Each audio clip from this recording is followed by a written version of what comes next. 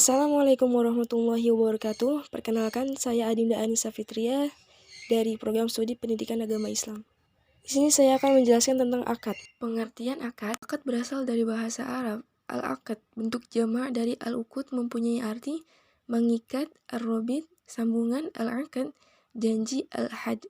Seperti yang dijelaskan Al-Quran Surat Ali Imran ayat 76. Bukan demikian, sebenarnya siapa yang menepati janji yang dibuatnya akan bertakwa, maka sesungguhnya Allah menyukai orang-orang yang bertakwa.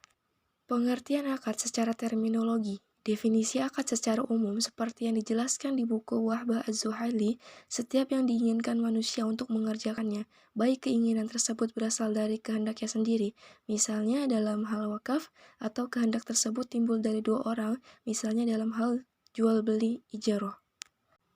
Adapun dasar hukum dilakukannya akad berdasarkan Al-Quran adalah surat Al-Maidah ayat 1, yang artinya, hai orang-orang yang beriman, penuhilah akad-akad itu. Dihalalkan bagimu binatang ternak kecuali yang akan dibacakan kepadamu, atau yang demikian itu dengan tidak menghalalkan berburu ketika kamu sedang mengerjakan haji. Sesungguhnya Allah menetapkan hukum-hukum menurut yang dikehendakinya. Hikmah akad munculnya pertanggungjawaban moral dan material.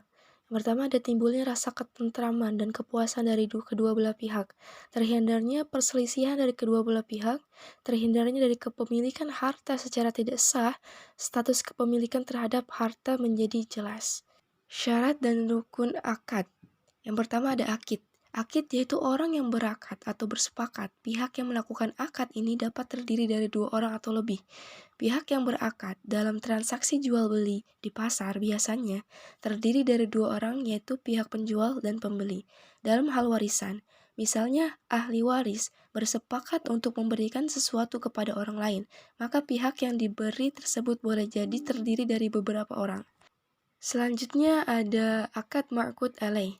Ialah benda-benda yang diakadkan, seperti benda-benda yang ada dalam transaksi jual beli, dalam akad hibah, akad gadai, dan dalam bentuk-bentuk akad lainnya. Yang terakhir ada maudhu al-akad, yaitu tujuan pokok dalam melakukan akad. Seseorang melakukan akad biasanya mempunyai tujuan yang berbeda-beda. Karena itu, berbeda dalam bentuk akadnya, maka berbeda pula tujuannya. Hal-hal yang harus diperhatikan dalam sighat al-akad. Harus jelas pengertiannya, maka kata-kata dalam ijab qabul harus jelas dan tidak menimbulkan banyak pengertian atau bias. Antara ijab dan qabul harus berkesesuaian, maka tidak boleh antara pihak berhijab dan menerima qabul berbeda lafaz, sehingga dapat menimbulkan persengketaan menggambarkan kesungguhan kemauan dari pihak yang bersangkutan tanpa adanya unsur paksaan atau ancaman dari pihak lain. Syarat akad ada dua, ada syarat yang bersifat umum dan syarat yang bersifat khusus. Syarat akad yang bersifat umum yaitu syarat yang wajib sempurna wujudnya dalam berbagai akad.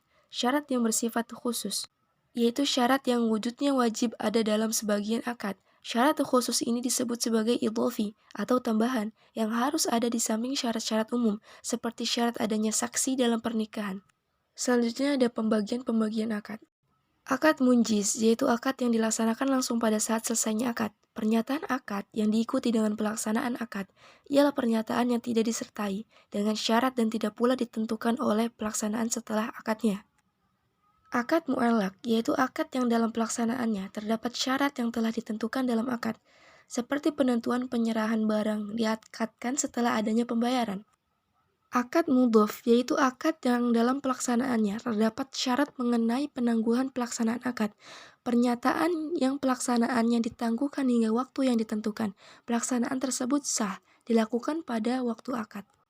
Asas-asas akad dalam fikih muamalah.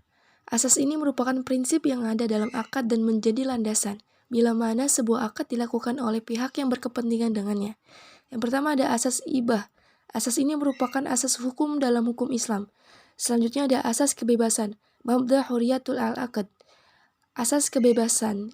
Asas ini meniscayakan setiap orang yang memenuhi syarat memiliki kebebasan untuk melakukan akad, sepanjang tidak melanggar ketertiban umum. Selanjutnya ada asas konsensualisme. Asas ini menyatakan bahwa untuk terciptanya suatu perjanjian, cukup dengan terciptanya kata sepakat antara pihak tanpa perlu dipenuhinya formalitas tertentu. Selanjutnya ada asas janji. Asas itu mengikat bahwa janji atau kesepakatan yang dibuat oleh para pihak dipandang mengikat terhadap pihak yang telah membuatnya. Selanjutnya, asas keseimbangan. Hukum perjanjian Islam memandang perlu adanya keseimbangan antara orang yang berada. Asas kemaslahatan, bahwa akad yang dibuat oleh para pihak dimaksudkan untuk mewujudkan kemaslahatan bagi mereka yang tidak boleh mendatangkan kerugian keadaan yang memberatkan. Dalam masalah muamalat, adat kebiasaan bisa dijadikan dasar hukum dengan syarat hubungan keberdataan tersebut dilarang oleh Al-Quran dan As-Sunnah. Ini berarti Islam membuka pintu selebar-lebarnya kepada pihak-pihak yang berkepentingan untuk mengembangkan dan menciptakan bentuk dan macam-macam transaksi baru sesuai dengan perkembangan zaman. Seperti itu tidak merugikan diri sendiri dan orang lain.